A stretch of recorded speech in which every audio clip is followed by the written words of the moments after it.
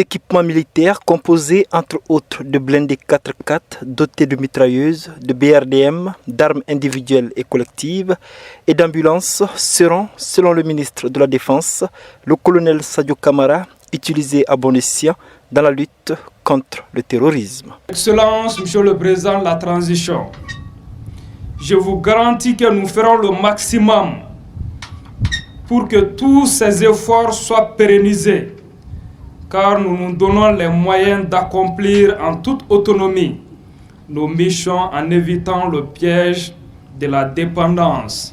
Acquis sur le budget national, selon le ministre de la Défense, cette dotation est appréciée au sein de la population car permettra, selon elle, de booster le moral des troupes au front et d'engranger des victoires sur le terrain. Et cela apportera un grand changement, en tout cas dans la répartition du dispositif militaire du Mali. Vu l'étendue de l'espace territorial du Mali qui fait plus d'1 million de kilomètres carrés, le Mali vit cette crise en grande partie dans son centre et dans le nord du pays qui est plus vaste que le sud. Et en tout cas, c'est l'acquisition de ces armements militaires comblera le déficit militaire au sein de l'armée et aussi remontera aussi le moral du troupe malien. Nous souffrions du manque de matériel.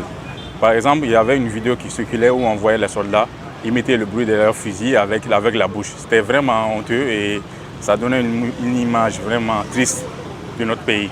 Mais actuellement, je pense que la situation s'améliore avec ces équipements militaires. Nos militaires pourront changer la donne sur le terrain et je pense que ça va vraiment motiver les troupes. Par ailleurs, dans le cadre de la lutte contre le terrorisme et la mise en œuvre de l'accord pour la paix, une délégation algérienne conduite par son Excellence Mohamed Attaf, ministre des Affaires étrangères, a été reçue par le ministre des Affaires étrangères du Mali, Abdoulaye Diop. Mohamed Danyoko pour VOA Afrique, Bamako.